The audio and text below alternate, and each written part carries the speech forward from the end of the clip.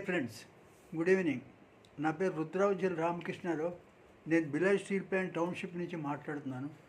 కిందటి వీడియోలో మనం టీ దాసుల గురించి మాట్లాడాం. ఈ వారంలోనే rolling stones gather no moss అనే విషయంపై కొంచెం సూక్ష్మంగా కొన్ని పాయింట్స్ నేను చెప్పదలుచుకున్నాను. మాది ఒక సంప్రదాయ కుటుంబం, అంటే సనాతన ధర్మంలో పెరిగిన వాళ్ళం కనుక కొన్ని అలవాట్లకి చిన్నప్పటి నుంచి నేర్చుకుని వచ్చాం. ఎలాగంటే మహిళలు ఏకాహాలు, సప్తాహాలు, లేకపోతే భజనలు, వ్రతాలు, అభిషేకాలు ఇవన్నీ చేస్తుండేవారు. మా చిన్నప్పుడు ఇవన్నీ చూస్తుండేవాళ్ళం. అయితే మాకు అలవాటు అయిపోయింది. ఏదైనా సత్యనవ్రతం జరిగిందంటే అందరం కలిసి వెళ్ళడం అవి చేస్తుండేవాడు. ఇవి రాను రాను ఏంటంటే పద్ధతులన్నీ మారిపోయాయి. మా నాన్నగారు సెంట్రల్ గవర్నమెంట్లో గవర్నమెంట్ గెజిటెడ్ ఆఫీసర్గా ఉండేవారు. 1947-48 ఆ టైం సంగతి చెప్తున్నాను. ఆయనకి అపాయింట్మెంట్ అయ్యేసరికి ఆయన విజయనగరంలో పనిచేస్తుండేవారు. ఆయనకి కలకట్టా ట్రాన్స్ఫర్ అయిపోయింది. కలకట్టా నుంచి మళ్ళీ బెనారస్ ట్రాన్స్ఫర్ అయింది. ఈ బెనారస్ ట్రాన్స్ఫర్ అవడం ఏంటి, అక్కడ సెంట్రల్ జైలు సూపరింటెండెంట్ సిన్హా గారిని ఉండేవారు. ఆయన పరమ రాధాస్వామి భక్తులు. మా నాన్నగారు కొత్తగా వెళ్తే, మూర్తి నువ్వు మా తొలక రాధాస్వామి సత్సంగం తొలక చూపిస్తానని ఆయన్ని తీసుకెళ్ళి నీటి పెడితే మా నాన్నగారు రాధాస్వామి మొత్తం తీసుకున్నారు. దాంతో ఏంటంది, ఈ భజనలు, ఈ ఏకాహాలు ఇవన్నీ కూడా తగ్గిపోయాయి. మొదట ఉండేవాళ్ళం, అలా ఉంటే నాకు అలా కంటిన్యూ అయిపోను. అలా అవ్వలేదు. రాధాస్వామిలోకి వెళ్ళాం. రాధాస్వామిలోకి వెళ్ళిన తర్వాత మా పెద్దన్నయ్య, మా చిన్నన్నయ్య, మా వదినలు వీళ్ళు తీసుకున్నారు. అదేమిటో హిందూ మతం అంటారు, మళ్ళీ వేరే మతం కాదంటారు అని మాకు కన్ఫ్యూజన్గా ఉండేది అనమాట. ఆ తర్వాత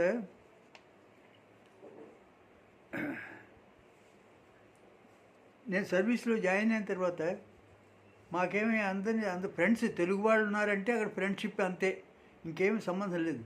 అంచేత అందులో కొంతమంది స్టాంచ్ సాయి డివోటీలు, కొంతమంది షిరిడి సాయి డివోటీలు. ఇలా ఉంటే మాకు అందరూ ఫ్రెండ్సే కనుక వీడింటికి లక్ష్మీవారం అయ్యేసరికి సుబ్బారావు గారింటికి, శుక్రవారం అయ్యేసరికి నారాయణరావు గారింటికి, ఇలాగ ఏ వారం పడితే ఆ వారం ఎవరింట్లో భజనలు అంటే ఆ ఇంట్లో పడిపోతుండేవాడు అన్నమాట. దాని నుంచి ఏంటంటే కంటిన్యూ అవుతుండేది ఇది. ఫ్రెండ్స్ వాళ్ళని వచ్చారు రాధాస్వామి భక్తులు అంటే, నాన్నే రాధాస్వామి మా నాన్నగారు కూడా తీసుకున్నారు, మేము కూడా తెలుసు మాకు కూడాను అని చెప్పి వాళ్ళతో మాట్లాడుతూ ఉన్నదని. ఆ తర్వాత సత్యసాయి భజనలు అయిపోయిన తర్వాత మాకు బొంత అప్పారావు గారు ఉండేవారు అక్కడ. ఆయన జనరల్ మేనేజర్ బీఆర్పీ. ఆయన అంటే నాకు మంచి ఫ్రెండ్. ఆయన రామకృష్ణ గారు, మీరు రిటైర్ అయిపోయారు కదా, మనం ఆదివారం పొద్దున పూట అక్కడ పరమహంస యోగానంద సత్సంగం అవుతుందండి అంటే నేను చెప్పాను, నేను అలా వెళ్ళలేనండి, నేను రాలేనండి అంటే ఆయన మా ఇంటికి వచ్చి నన్ను పికప్ చేసి వెళ్ళి ఆ సత్సంగంలో పాల్గొని అది అయిపోయిన తర్వాత మళ్ళీ మా ఇంట్లో డ్రాప్ చేసేవారు. మరి అంత మంచి స్నేహితులు అతను చేస్తున్నాం, నేను చేయకపోతే ఎలా ఉంటుంది అని చెప్పి ఆయన కోసానికి, ఆ ఫ్రెండ్షిప్ నిలబడడం కోసానికి అలాగే ఆయనతో వెళ్తూ ఉండడం వస్తూ చేసాం.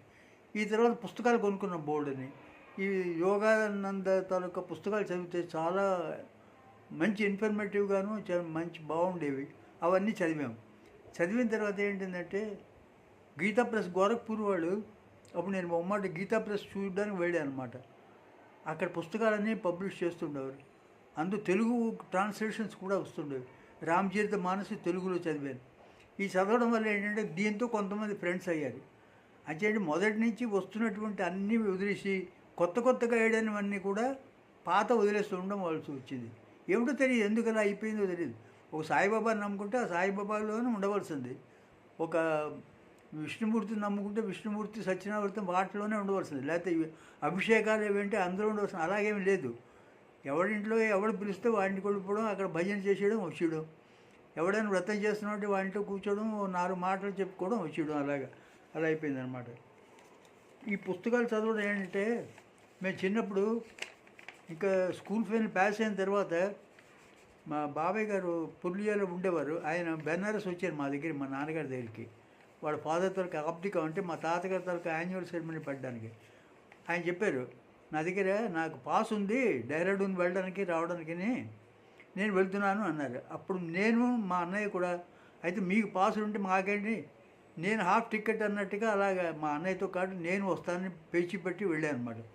వెళ్తే ఏంటంటే హరిద్వారం వెళ్ళిన తర్వాత అక్కడ గంగా నది ఎంత ఉధృతంగా ప్రవహిస్తుందంటే మనం చెంబు కానీ ఒక బర్తను కానీ పట్టుకెళ్ళి గంగలో పెట్టామంటే ఆ చేయి కొట్టుకొడిపోతుంది అనమాట. అంత ఆల్టిట్యూడ్ నుంచి కిందకి వచ్చేసరికి ఆ గంగ తాలూకా ఫోర్స్ ఎక్కువైపోయింది. అలా మేము అవన్నీ తిరిగి తిరిగి గీతా ఆశ్రమం, శివానంద ఆశ్రమం వెళ్ళాం. ఆ శివానంద ఆశ్రమంలో వెళితే ఒక్కొక్క పెద్ద హాల్ ఉండేది. ఆ హాల్లోని ఓ 10 బెడ్స్, ఇటు 5 ఇటు 5. ఒక్కొక్క బెడ్కి వెనకాతల ఒక అద్దం, ఆ అల్మిరా, వీళ్ళు పుస్తకాలు అన్నీ పెట్టుకుని, అంటే రినౌన్స్ చేసి సంసారంలో అక్కర్లేని వాళ్ళు, రిటైర్ అయిపోయిన వాళ్ళు, లేకపోతే ఏదో ప్రాబ్లంతో వాళ్ళు ఆ శివానంద ఆశ్రమంలో కూడా అక్కడ పీస్ ఆఫ్ మైండ్ ఉంటుందని అక్కడ ఉండిపోయేవారు అనమాట. నేను వెళ్ళిన తర్వాత నాకు అనిపించింది నేను కూడా ఇక్కడ ఉండిపోతే బాగుండని. మా వాళ్ళు అన్నారు, నీ ఇంకా బోల్డంత టైం ఉంది ఇక్కడ రావడానికి, పద పద మన తంతారు పట్టుకొని మన టైంకి వెళ్ళకపోతే పద, నువ్వు స్కూల్కి వెళ్ళాలి, మీ ఆఫీస్కి వెళ్ళాలి, పద అని తీసుకెళ్ళిపోయారు. అక్కడ మాత్రం పుస్తకాలు కొనుక్కున్నాం. మెంబర్షిప్గా జాయిన్ అయ్యాం శివానంద్ డివైన్ లైఫ్ సొసైటీ. అక్కడ పుస్తకాలు కొంటే ఎంత 50 రూపాయలు అంతో మొదట ఫస్ట్ ఇనిషియల్గా కొంత డిపాజిట్, కొంత కాస్ట్ మనీ లాగా కొంత మెంబర్షిప్ ఇవన్నీ పెట్టి వాళ్ళు ఏం చేశారు, ఆ శివానంద ఆశ్రమం వాళ్ళు పుస్తకాలు పంపించారు. Sure ways for success and god realization ఒకటి, ఎలక్సర్ డివైన్ 69 ఎస్ఎస్, తర్వాత what life becomes after death, ఇలా బోల్డ్ అని పుస్తకాలు రిలీజియన్ మీద, హిందూ రిలీజియన్ మీద ఉంటే చాలా ఇంట్రెస్టింగ్గా ఉన్నాయి. అందులోని శివానంద గారు చెప్తుంటే ఓ తాతగారు ఒళ్ళో కూర్చోబెట్టి మనవడికి చెప్పినట్టుగా ఆయన తాలూకా బోధలు అలా ఉండేవి అనమాట. చాలా బాగుండేవి. అవన్నీ చదివిన తర్వాత కొంత స్టాండర్డ్ తక్కువలసి వచ్చింది, అంటే నిలబెట్టుకోగలిసి వచ్చింది. ఇంతంత డీప్ మీనింగ్లు వీటిలో ఉన్నాయా అని. వాళ్ళు రోజరీ పంపించి, అంటే ఒక జపమాల పంపించారు నా మెంబర్షిప్తో పాటు. ఈ పుస్తకాలు కొన్ని ఫ్రీగా పంపించి ఓ జపమాల పంపించారు. నువ్వు రోజుకి ఎన్నిసార్లు ఈ జపం చేసావు అది రాయే, డైరీ లాగా అనమాట. ఇలాగ పంపిస్తున్నాడు రిపోర్టు. ఇవన్నీ చూసిన తర్వాత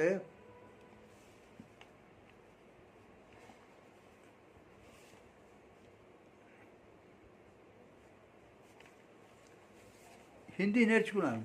హిందీ నేర్చుకున్న కొత్త కొత్త స్నేహితులందరూ మాకు తటస్థించారనమాట. తటస్థించడం వల్ల ఏంటంటే శ్రీరామ్ శర్మ ఆచార్య ఋషికేశ్, ఆయన గీతాశ్రమం ఇక్కడ సెక్టర్ 6లో కూడా గీతా భవన్ ఉండేది. వాడు ఆచార్య శ్రీరామ్ శర్మ, పండిట్ శ్రీరామ్ శర్మ ఆచార్య, ఆయన 100 కొద్ది పుస్తకాలు రాయించారు. అవన్నీ చదివి చాలా సింపుల్ హిందీ, చాలా డెప్త్లో చూస్తే ఆశ్చర్యం వేసి ఇంత బాగుంది, ఇంత ఇంత నాలెడ్జ్ సంపాదించుకోవచ్చును అని అలా ఉంది. అయితే ఆఖరికి ఏంటంటే చెప్పేది ఏంటంటే, ఆఖరికి ఒక దాంట్లో ఉండకపోవడం వల్ల నాకు అంటూ ఒక పద్ధతి కానీ ఒక ఇది కానీ తెలుసుకోలేకపోయాను. ఎవరు చెప్తే వాళ్ళు, ఫ్రెండ్స్ అంటే ఫ్రెండ్స్ తోడిపోవడం, స్నేహితులు అంటే స్నేహితులు, అన్నయ్య వాటిలో చేస్తున్నట్టు అన్నయ్య వాటిని కొడిపోవడం. అరే నాకు ఒక స్టాండర్డ్ ఉండాలి, నేను ఒకటి నేర్చుకొని ఇది పట్టుకుంటే నేను ఇందులో ముక్తి మార్గం ఇది ఉంది అని అలాగేం లేదు.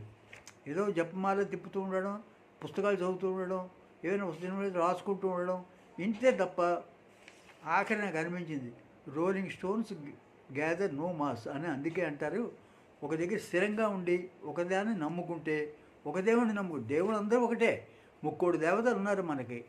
ఆ 3 దేవతలు ఏ ఒక్క దేవతని పట్టుకున్నా మనకి ముక్తి లభిస్తుంది. అలా కాదు, ప్రతిదానికి ఒక్కొక్క దేవుణ్ణి ఒక్కొక్క వారం ఒక్కొక్క నెల ఫ్రెండ్స్ కోసం కొన్ని మాకు ఆడిటర్స్ వచ్చేవాళ్ళు. ఆడిటర్స్ వస్తే ఎక్స్టర్నల్ ఆడిటర్స్, ఇంటర్నల్ ఆడిటర్స్ అంటే మా కొలీగ్స్ వాళ్ళతో పర్లేదు, మనం ఎలాగైనా నెగ్గుకోవచ్చు.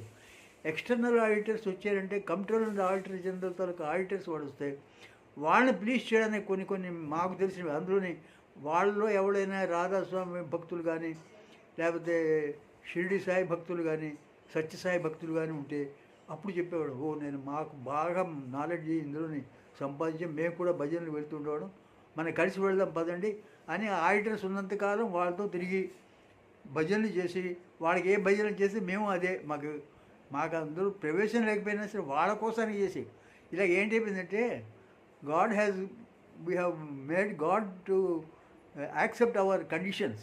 మేము ఎలా ఉంటే బాబు అలాగే మీరు మమ్మల్ని యాక్సెప్ట్ చేయండి, మాకేమీ పాల్పోవడం లేదు, వీ లెర్న్ నథింగ్ అని చెప్పి simply we have become a stone in the rolling. A stone when it rolls in the water, it gathers no mass. మీరు బెనారస్లో ఓ పావన్ సార్ మీరు గోదావరి గట్టు మీద కానీ పావన్ మీరు జారిపోతారు, ఎందుకంటే ఫుల్ ఆఫ్ మాస్. జాగ్రత్తగా పట్టుకపోతే పడిపోతారు. అదే నేల గరుగ్గా ఉందనుకోండి, అక్కడ స్టక్ అయి ఉంటారనమాట. అయితే నాకు ఆ ఎబిలిటీ లేక ఏమీ ఎందులోనే రాణించక ఏమీ రాని వాళ్ళ కింద అయిపోయింది అనమాట. నాలా ఇంకెవడైనా ఉంటారేమో నేను అనుకుంటున్నాను. ఉండకపోతే చాలా సంతోషిస్తాను. Thank you for watching.